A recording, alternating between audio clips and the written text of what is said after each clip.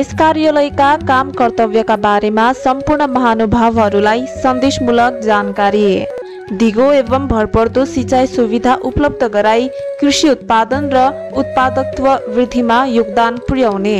जल उत्पन्न प्रकोपबाट सिर्जित मानवीय, भौतिक तथा आर्थिक हानि नोक्सानीलाई उपयुक्त प्रविधिको माध्यमबाट जोखिम न्यूनीकरण गर्नुका साथै रोजगारी सिर्जना गरी गरिबी निवारणमा सहयोग पुर्याउने। जल स्रोतको बहुआयामिक तथा समन्यायिक उपयोग मार्फत आर्थिक, सामाजिक र वातावरणीय क्षेत्रको विकास गर्ने। जलाधार व्यवस्थापन तथा जल उत्पन्न विपद न्यूनीकरण एवं व्यवस्थापनबाट आर्थिक तथा सामाजिक क्षति न्यूनीकरण गर्ने। उपयुक्त प्रविधि मार्फत थप कृषि योग्य भूमिमा सिंचाई सेवा विस्तार गर्ने। सम्पन्न सिंचाई प्रणालीको मर्मत, सम्भार एवं व्यवस्थापनलाई सुदृढ तुल्याई दिगोपन बढाउने। सिंचाई विकासको गुरु योजना र कृषि विकास रणनीति अनुसार जलवायु परिवर्तन अनुकूलन हुने गरी सिंचाई योजनाहरूको विकास एवं विस्तार गर्ने। सिंचाई प्रणालीको मर्मत, सम्भार एवं दिगो व्यवस्थापनका लागि स्रोत सहित उपभोक्ता सहभागिता सुनिश्चित गर्ने। जलाधार व्यवस्थापनलाई प्रभावकारी बनाउनुका साथै बाढी पहिरो जन्य विपदको दिगो एवं भरपर्दो व्यवस्थापनका लागि संरचनागत तथा गैर संरचनागत प्रविधिको उपयोग र जनचेतना अभिवृद्धिका कार्य गर्ने। सरलाई स्वागत छ कार्यक्रममा। धन्यवाद एकदम। गएको आर्थिक वर्ष समग्रमा तपाईहरुको लागि कस्तो रह्यो? प्रगति उपलब्धिहरू खास के भए? छोटकरीमा जानकारी गराइदिनुस् न।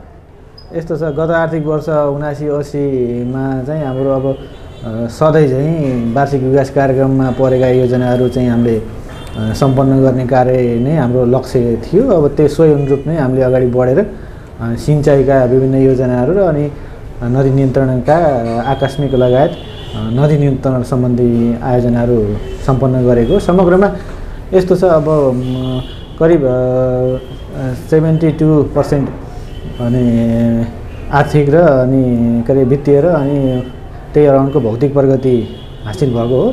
अब समग्रमा सफल नै मान्नु पर्यो हामीले चाहिँ। यो आर्थिक वर्षमा पनि तपाईहरुलाई बजेट आइसकेको अवस्था होला, त्यसै गरेर स्वीकृत कार्यक्रमहरू पनि रहेका छन् होला। यो आर्थिक वर्षमा कार्यालय कसरी अगाडि बढ्छ? यस्तो छ, हाम्रोमा दुई प्रकृतिको हुन्छ। जस्तो एउटा चाहिँ बहुवर्षीय यो रूपमा लैजानुपर्ने सिंचाई योजनाहरू पनि छन् हैन। अब जल उत्पन्नका योजनाहरू पनि छन्, तर त बहुवर्षीय योजना चाहिँ सिंचाइको मात्रै अहिलेसम्म लगिरहेको स्थिति हो। सिंचाइका अलि मल्टी इयर प्रोजेक्टहरूलाई चाहिँ बहुवर्षीय रूपमा लैजानुपर्ने अलि ठुला खालका योजनाहरूलाई चाहिँ हामीले तत्काल चाहिँ डिपिआर गरेर अनि मन्त्रालयबाट एप्राइजल स्वीकृत गराएर टेन्डर गर्ने स्थितिमा पुर्याउने हो। अहिले हाल चाहिँ अब मन्त्रालयमा लैजाने चरणमा पुगेका छौँ। त्यस पश्चात अब तयार पश्चात चाहिँ अब केही योजनाहरूको अनि बोलपत्र गरेर अनि अगाडि बढ्छौँ। त्यसपछि अनि सालबसाली खालका साना टुक्री योजनाहरूको तत्पश्चात चाहिँ हामीले चाहिँ कार्यान्वयनमा लगेर अब आर्थिक वर्षको अन्त्यभित्र चाहिँ सम्पूर्ण योजनाहरू सम्पन्न गर्ने अनि लक्ष्यका साथ हामी अगाडि बढेका छौँ।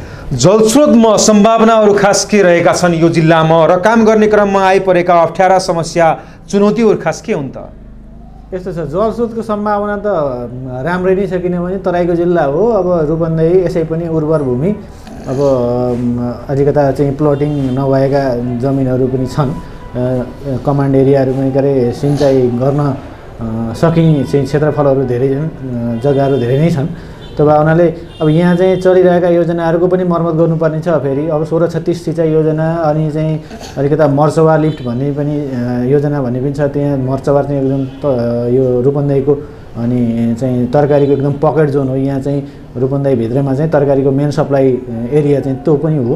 त्यहाँको चाहिँ लिफ्ट इरिगेसन पनि धेरै पुरानो भइसकेको छ, 44-45 सालमा बनेको। त्यसको चाहिँ त्यहीमा पनि अनि लाइनिङको कामहरू पनि गर्नुपर्ने छ। धेरै चाहिँ महत्त्वका योजनाहरू समग्रमा मैले भने त्यही 1636 अनि त्यसपछि मर्चवार लिफ्ट, अरू चार तपा, अरू चाहिँ कञ्चन लगायतका योजनाहरू छन्। तिनीहरूलाई चाहिँ अवसर एकदमै छ। अनि अब त्यसमा चाहिँ आइपरेका समस्याहरू भन्दाखेरि चाहिँ जस्तो अब तिनौ नदी अलिकता गहिरिएको छ। अब तिनौ नदीको सोर्स मेन चाहिँ यो माथिका योजनाहरूमा सोर्स तिनौ नदी हो। तिनौ नदी गहिरिएको छ।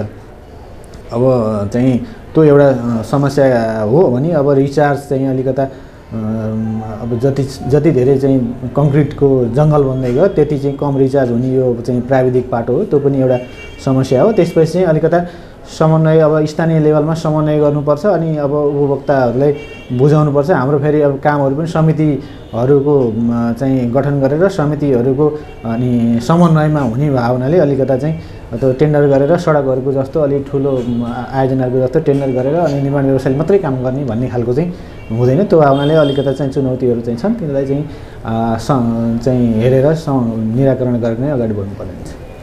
भनेकै समयमा कुनै पनि योजनाहरू समाप्त हुँदैनन्, कारण के रहेका छन्? डुप्लिकेसन नहोस् भनेर पनि तपाईँहरूले के गर्नुभएको छ? अब भनेकै समयमा यस्तो हुन्छ, अब सालबसाली योजनाहरू त सालबसाली रूपमै सम्पन्न गर्ने हो, लगभग सम्पन्न भएका पनि स्थिति छन्। कतिपय चाहिँ निर्माण व्यवसाय मार्फत भएका भनेको बोलपत्र गरेर भएका योजनाहरू चाहिँ अब जस्तो ठुलो चाहिँ यो वर्ष चाहिँ लगभग 50 लाख मात्रै विनियोजन भएको छ। हामीले बहुवर्षीय रूपमा चाहिँ अब 2.5-3 करोडको योजना चाहिँ बोलपत्र गऱ्यौँ भने अब आर्थिक भनेको बजेट अभावको कारणले गर्दाखेरि चाहिँ अब यो वर्ष त 50 लाख मात्रै भुक्तानी गर्न सकिने भयो। त्यस पश्चात चाहिँ निर्माण व्यवसायले पनि अब फेरि बजेट छैन भनेर फेरि काम रोक्ने स्थिति हुन्छ। त्यो कारणले गर्दाखेरि चाहिँ ढिला त्यसरी हुन्छ होइन। बहुवर्षीय योजनाहरू रकम चाहिँ विनियोजन गर्न सकियो भने त्यो पनि समयमै सम्पन्न हुने हो।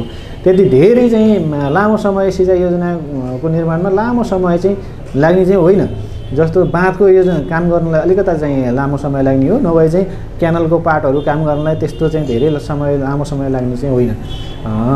एउटा त्यो भयो। अर्को चाहिँ मैले के भन्नुभएको छ तपाईँ अलिकता डुप्लिकेसनका कुराहरू? डुप्लिकेसन त यस्तो छ, डुप्लिकेसन त हामी योजना सुरुवात गर्दा नै तपाईँको फिल्डमा गएर हेरेर त्यसपछि फोटोसोटो खिचेर अनि त्यसपछि हामीले चाहिँ एस्टिमेट गर्छौँ। त्यस पछाडि चाहिँ त्यही सोही ठाउँमा काम गर्छौँ।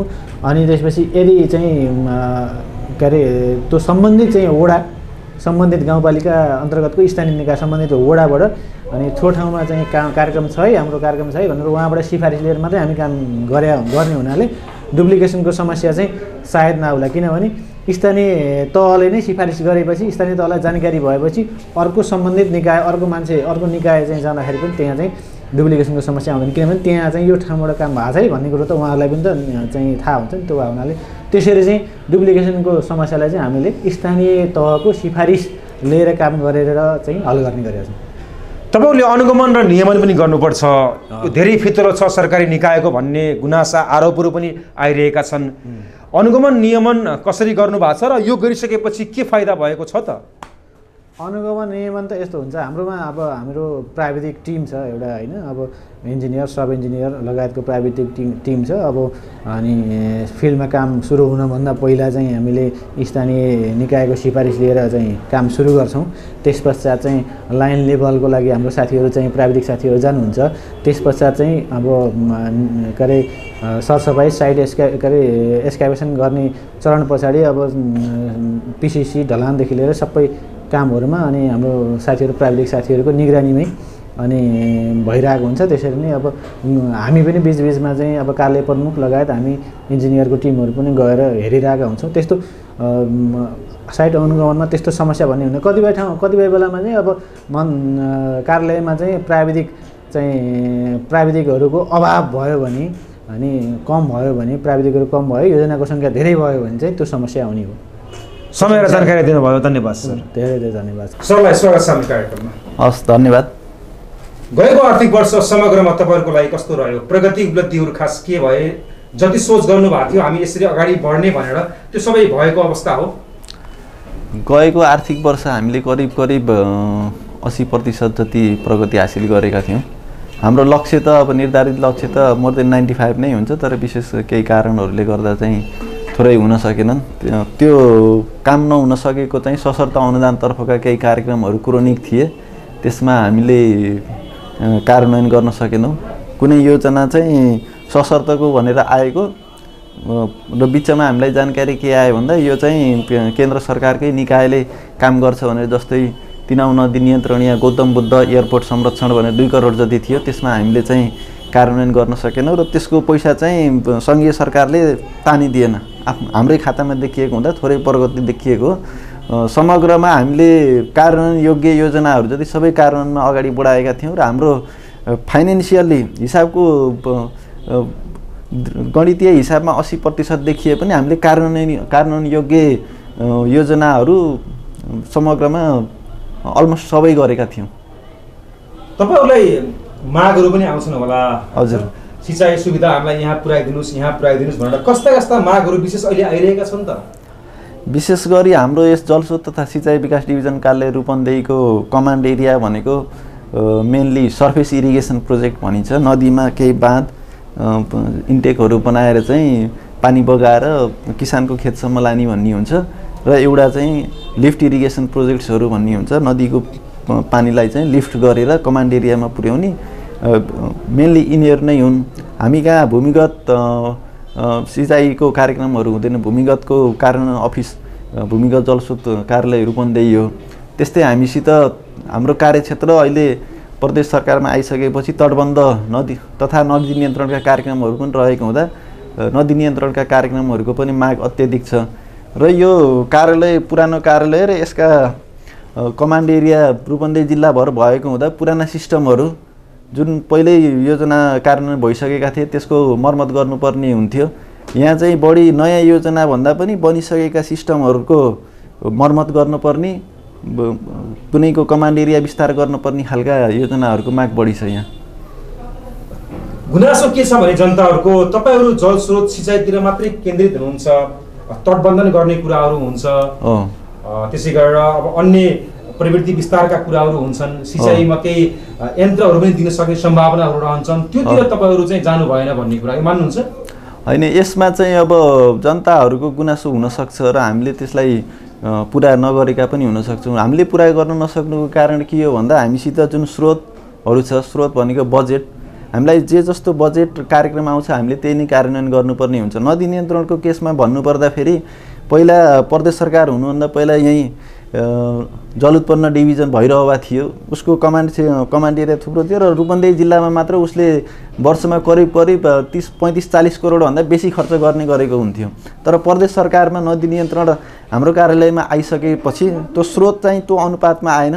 स्रोत जम्मा 2-3 करोड मात्र दिने र जनताको आकाङ्क्षा चाहिँ पहिला साबिकमा भएको तटबन्ध अफिसले जे जति गर्दथ्यो त्यो नै उहाँहरूको आकाङ्क्षा छ। पहिला बजेट आउँथ्यो 40-45 करोड र त्यही अनुसार धेरै मागहरू सम्बोधन गर्न सकिन्थ्यो। अहिले हामीलाई चाहिँ सीमित स्रोत जम्मा 2.5-3 करोड आउँदाखेरि चाहिँ उहाँहरूले माग गर्नुभएको वा उहाँहरूको अपेक्षा अनुसारको हामीले चाहिँ सेवा दिन सकिरहेका छैनौँ। र दोस्रो कुरो यन्त्रको हिसाबमा चाहिँ हाम्रो बजेट कार्यक्रममा भयो भने र हाम्रो कार्यक्रमलाई मिल्दोजुल्दो यन्त्रहरू भयो भने हामीले त्यो दिने गरिन्छ होइन। र विशेष गरी यसको चाहिँ निर्माणका कामहरू, आरसिसीका कामहरू, तटबन्धका कामहरू हुने हुँदा यो सप्लाईका कामहरू, यो औजारहरू दिने कामहरू चाहिँ हाम्रोमा खासै त्यस्तो कार्यक्रमहरू हुँदैन। तथापि केही कार्यक्रमहरू त्यो प्रोजेक्टलाई त्यो नहुने खालको भयो भने चाहिँ हामीले तिनीहरू पनि सप्लाई गर्ने गरिदिएको छ। तपाईँहरूले सबैको साथ सहयोग राम्रो हुनुपर्छ। हजुर, कतिपय कार्यालयहरूमा त्यो नपाएको कारणले गर्दा पनि कार्य सम्पादन राम्रो भएन भन्ने गुनासो हामीले सुनिरहेका छौँ। तपाईँहरूले कस्तो पाउनु भएको छ? डुप्लिकेसन नहोस् भन्नको लागि कतिको सचेत हुनुहुन्छ? अनुगमन नियमन पारदर्शी ढङ्गले अगाडि बढाउनको लागि के गर्नु भएको छ स्पष्ट पारिदिनुहोस्। हामीले अनुगमन नियमन त हामीले नियमित रूपमा गरेका नै हुन्छौँ। हाम्रो साइटमा तराईको जिल्ला भएको हुँदा साइटहरू समग्रमा सबै एक्सेसिबल नै छन्। हामीले हामी यहाँबाट मुभ भइसकेपछि हामी फार्देस्ट पोइन्टमा सालजन्डीसम्म र यता देवदहसम्म पनि जान सकिन्छ र हाम्रो साइट विभाजनै एउटा साइट सब इन्जिनियर कार्यालय प्रमुखको त्यसरी हुने हुँदा साइट सब इन्जिनियरहरू उहाँ चाहिँ साइटमा खटिराख्नुहुन्छ। काम हुँदाखेरि उतै बस्नुहुन्छ, केही पेपर वर्क हुन्छ, हामी पनि नियमित रूपमा कामको अवस्था हेरेर जान्छौँ र कहिलेकाहीँ त्यस्तै अवस्था आइपर्ने कार्यालय प्रमुख स्वयं आफै पनि जानुहुन्छ र अनुगमन हुन्छ। हाम्रोमा चाहिँ नो कम्प्रोमाइज इन क्वालिटी, हामीले क्वालिटीमा कुनै कम्प्रोमाइज गरेका हुनौँ। उपभोक्ता समितिबाट हुने कामहरूमा पनि उपभोक्ता समितिलाई स्वयं उहाँहरूलाई जिम्मेवार बनाएर उहाँहरूलाई तालिमहरू दिएर यसरी गुणस्तर हेर्नुपर्छ, यस्तो मेटेरियललाई एक्सेप्ट गर्नुपर्छ, यसलाई रिजेक्ट गर्नुपर्छ भनेर हामीले त्यसरी गरेका छौँ। हाम्रोमा फ्रिक्वेन्ट मोनिटरिङ हुन्छ, हामीले सेड्युल बनाएर गइरहेका हुन्छौँ। त्यो हुँदाखेरि हाम्रा योजनाहरूमा हामीले गरेका कामहरूले चाहिँ राम्रो प्रतिफल दिएको र किसानहरू पनि एकदम सन्तुष्ट भएको पाइएको छ। बिचुलियाहरूको बिगबिगी पनि यस्ता कार्यालयहरूमा हुन्छन् भन्ने कुरा सुनियो। निर्माण व्यवसाय र तपाईँहरूको बिच पनि राम्रो सम्बन्ध हुनुपर्ने हो, तर यहाँ लेनदेनका कुराहरू पनि हुन्छन् जसले गर्दा क्वालिटी काम दिन सकिरहेको छैन जलस्रोत तथा सिँचाइ विकास डिभिजन कार्यालयले भन्ने कुरा मान्नुहुन्छ? होइन, यो कुरा हामी मान्दैनौँ। हेर्नु होइन, हाम्रो र निर्माण सेवा व्यवसायको सम्बन्ध भनेको हामी इम्प्लोयर र उहाँहरू कन्ट्र्याक्टर हो होइन। हामीले हाम्रो स्कोप अफ वर्क्स भन्ने हुन्छ, हाम्रो स्कोप अफ वर्क्सलाई पुरा गर्नलाई उहाँहरूलाई एक्जिक्युट गर्ने हो र उहाँहरूले गरेको कामको मूल्याङ्कन नापजाँच गरेर एक्ज्याक्ट मेजरमेन्ट गरेर भुक्तानी दिने हो। भुक्तानी पछिको हाम्रो उहाँहरूसित त्यस्तो सम्बन्ध सरकार भन्ने हुँदैन, त्यो भनेको एकदम अफवाह हो, त्यो झुट हो, त्यो हामीले मान्दैनौँ। र अघि मैले भनिसकेँ, हामीले निरन्तर फ्रिक्वेन्टली मोनिटरिङ गरिराख्ने, उहाँहरूको चाहिँ भुक्तानी गर्नुभन्दा पहिला ल्याब रिपोर्टहरू माग्ने, क्वालिटी टेस्टहरू माग्ने, अनि उपभोक्ता समिति स्वयंलाई लिएर चाहिँ जोइन्ट मेजरमेन्ट गर्ने हुँदाखेरि हाम्रो चाहिँ त्यो बिलिङ पनि एकदम टाइट हुन्छ। र हाम्रो निर्माण व्यवसायसित त अब उहाँहरूले अब निर्माणको जिम्मा लिने हुँदाखेरि उहाँहरूलाई अब काम लगाउनलाई अलिकति सम्बन्ध त राम्रै राख्नुपर्छ। तथापि यो भनेको होइन कि हाम्रो भुक्तानी पछि चाहिँ उहाँहरूसित त्यस्तो बाहिर तपाईँले जसो सुन्नुभएको छ, जस्तो भन्नुभएको छ, त्यस्तो छैन। सुशासन कायमका लागि तपाईँहरूले के गर्नु भएको छ? कार्यालय प्रमुख पनि हुनुहुन्छ, डिभिजन प्रमुख पनि हुनुहुन्छ, बेला बखतमा आफ्ना मातहतका कर्मचारीलाई निर्देशन दिने कुराहरू होलान्, मिटिङ राख्ने कुराहरू होलान्, कसरी अगाडि बढ्ने केही प्लानिङ पनि हुनसक्छ। सुशासनको पाटो कसरी अगाडि बढेको छ? सुशासन त अहिले अब बर्निङ इस्यु नै भइसकेको छ होइन। हामीले पनि सुशासनमा चाहिँ आफ्नो कार्यालयबाट सुशासन मेन्टेन गर्नलाई के कस्ता प्रयास गर्न सकिन्छ ती सबै गरिरहेको छ। हाम्रो यहाँ नियमित बैठक हुन्छ। आज पनि तपाईँ 1 घन्टा अगाडि आउनुभएको है, हामीले उपभोक्ता समितिसित बसेर बैठक गरेका थियौँ योजनाको बारेमा। त्यस्तै कार्यालयको पनि केही समस्याहरू छ भने मन्थली मिटिङहरू पनि हुन्छ। हाम्रो आफ्नै यस कार्यालयको वेबसाइट पनि छ, वेबसाइटबाट नै हामीले सूचना दिइराखेका हुन्छौँ। सूचना कसैको केही गुनासो छन् भने सूचना पार्टीमा पनि गर्न सकिन्छ होइन। अनि हाम्रोमा चाहिँ त्यस्तो गुनासो पाइएन, सूचना पाइएन वा गुनासा लिएर आउने भन्ने चाहिँ एकदम कम हुन्छन्। अन्तमा निमित्त कार्यालय प्रमुख इन्जिनियरको नाताले सम्पूर्ण दर्शकवृन्दलाई, सेवाग्राहीलाई, उपभोक्ताहरूलाई के भन्न चाहनुहुन्छ? म सबै सेवाग्राहीहरूलाई के भन्छु भन्दाखेरि सरकारी काममा चाहिँ आउँदाखेरि तपाईँहरूले पूर्ण कागजात प्रक्रिया पुर्याएर आउनुभयो भने हामीले चाहिँ जसरी हाम्रो नागरिक बडापत्रमा यति समय यति दस्तुर लाग्ने भनेर दिएको छ त्यो समयमा हामीले दिन सक्छौँ हो। तथापि कहिलेकाहीँ निवेदन मात्र लिएर आउने, त्यसको सपोर्टिङ डकुमेन्ट्सहरू नआउने हुँदाखेरि चाहिँ थोरै केही प्रक्रियामा चाहिँ अलिकति थोरै समय बढी लागेको भए पनि यदि तपाईँहरूले चाहिँ पूर्ण कागजातसहित आउनुभयो, प्रक्रियासहित आउनुभयो भने हाम्रो सेवामा चाहिँ कुनै डिले हुँदैन। र तपाईँलाई पनि यस कार्यक्रममा मलाई आफ्नो केही कुराहरू राख्न दिनुभएकोमा धेरै धेरै धन्यवाद दिन चाहन्छु। समय र जानकारी दिनुभयो, धन्यवाद सर। धन्यवाद।